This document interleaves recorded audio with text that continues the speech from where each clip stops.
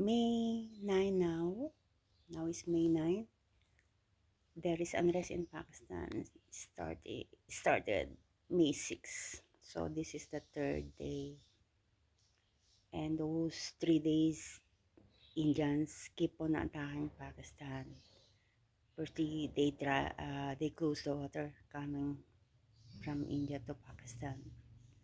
So then they want the government to fall down because of course farmers doesn't have water. No, no. Everybody knows farmers need water. So without farmer, nation will fall.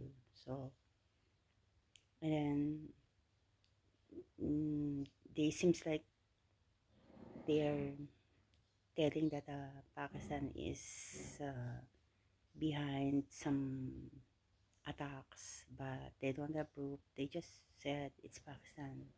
There's some attack in India, and they are pointing at Pakistan. And then they attack. They killed civilians. Yesterday, they send drones, 25 drones. They attack. They bomb so many places here in Pakistan. So too much unrest. We are Filipino here. We don't know what is going to happen. Are we going home?